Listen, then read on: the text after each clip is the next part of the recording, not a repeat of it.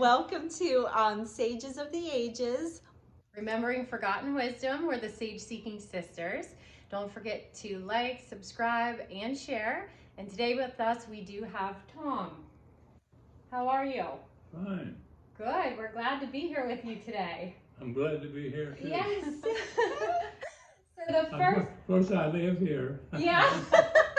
Well, That's thank you true. for being our honored guest. Yes. We appreciate it. Yes. So the first question that we want to ask you is what you feel the purpose of your life is. Oh, that's a hard one. I think the purpose of my life would be to live until I die. There you go. That's a good purpose, right? Yeah. That's it. That's it. All right. Oh. Next Well, question. what do you think has been the most difficult thing that you've overcome in your life? That's one of the questions. Well, probably my wife's death was most difficult. Yeah, I can't think of anything more difficult than that. So, Yeah. Makes sense, for sure. And how long were you two married? 55 years. Oh, That's wonderful. that is. Yep.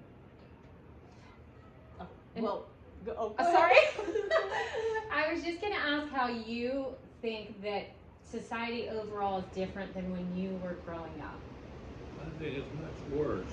Much worse? Yeah, I think too many guns, too much anarchy, and it could be anything better. When I was growing up, you said worse. Yeah, is there anything better? Yeah, oh yeah. Well, for example, when I was in high school, or before, grade school, or before,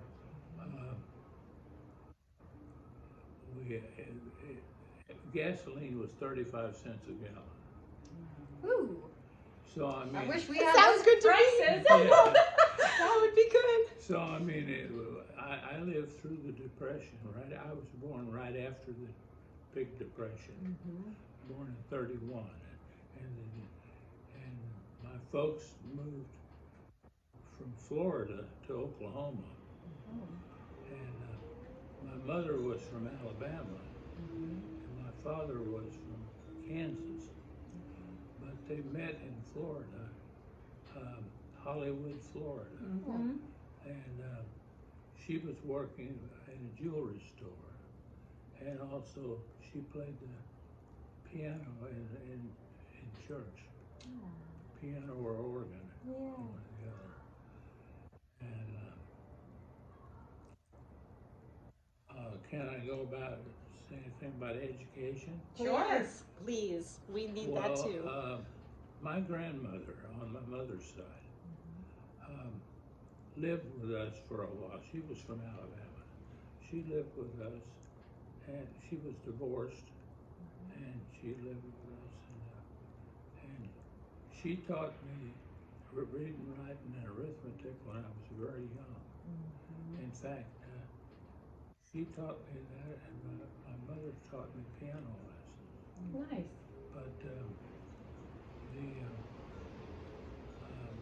thing about my grandmother's teaching, I was ready so ready for school by the first grade, and I ended up skipping a grade. Oh. In those days, they had, I was in the Catholic schools, and they had two grades in one classroom. So there's the first and second grade. So what I did was I finished all the first grade work, and so she had me do the second grade work. So I did the first and second grade work. That's awesome. Yeah. So because of that, I was one of the younger ones when I graduated from high school. So today we would call that enrichment at home, but you Probably, had that yeah. built in. Yeah, that's wonderful. Okay, what else? And your career, you were an ophthalmologist, right? Optometrist. Optometrist, yes. Yep. We So, moved around. Trailer and I moved around quite a a lot, bit. yeah. We moved back and forth between Pittsburgh and Oklahoma. Mhm, So, and then we lived 1 year in Florida, South Florida. mhm. And but she was getting feeling bad, and so we left Florida and went back to Oklahoma.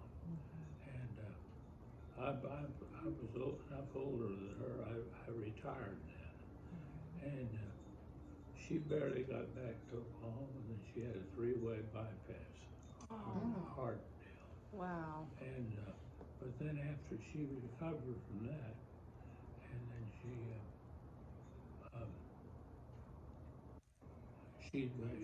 worked again. She had 1 or 2 other jobs, and then she retired. And then we moved back to Oklahoma because the kids had moved here Mhm, to be with the kids. mhm, mhm. Sure. Want me to answer any other these other questions? I got off the boat. That's okay. That was. You want to know my current morning routine? Yes, I do. Yes, I do. Let's hear it. What is it? My current morning routine is I get up and feed the cat and fix some coffee. Okay. Coffee's a good way to start the day. And we saw you have weights there, and Yeah. you. Well, I had trouble is I'm lazy when it comes to exercise, and so I really don't take advantage of what I could be doing. In fact, when I do go to take that physical therapy class, that's the first of however many I can take. It has to do with balance, Right. and it's proprioceptive, in other words, is the term for it. Okay. And I thought, well, if I'm doing anything on balance, somebody better be there to catch me in case I fall. Yeah, that's true. Because That's true. my Jennifer, my other daughter, Mm-hmm. what she can do, for example, she did just for fun. She stood on one leg for 3 minutes, and then stood on the other leg for 3 minutes. I could stand on one leg for maybe 10 seconds. Yeah. You know, Yeah. big difference. Yeah. Right. Okay, what else you want to know? We, Well, what advice would you give your younger self or someone in similar life circumstances?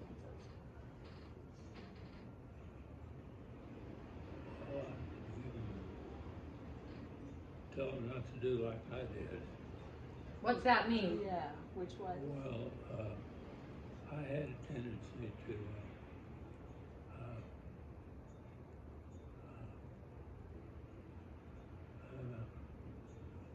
how would I say it? I was too opinionated. Oh. Okay. And also, I think you should be less opinionated and be a better listener. Oh, that's a great. Yeah, that's true. All of us could. That, Yeah. That's what I was trying to think. Benefit from that. I like that. You want to know what about did overcome things? Yeah. Well, I think that one of the biggest things in my life was now I'd already had 6 years of college, and then I enlisted in the Army, and I'm about to be drafted. I was up at the top of the list, and I had a school deferment. That's the reason I hadn't been in the Army. Yeah. And so I figured I was going to get drafted, and I didn't want to open an office and get called up and then have to start all over again. Sure. So I volunteered for the draft. By volunteering for the draft, you only had to serve 2 years instead of 3 or 4.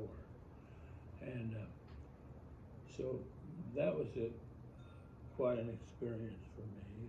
Oh, I'm sure. And so I was in the Army, active duty 2 years, and then I was in the reserves for about 8 more years. We only had a 4 or 6 year obligation, active and reserves. But I really like these guys that have been in this reserve stuff, and so I made some good friends there. And so if I had stayed about 3 or 4 more years, I could have retired from the reserves. But at the time, I knew that you didn't get the retirement till you were 60 years old. And when you're in your 20s, 60 seems a lifetime. Yeah. Sure. You know? Oh yeah.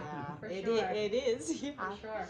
Well, thank you so much for everything. And I have to comment, I love the fact you have all this hair still. But the problem is I've got this darn cowlick. It adds character. You're handsome as ever. The only way I get rid of the cowlick was right after I wash my hair. Oh. Until the next time I wash it. Wow.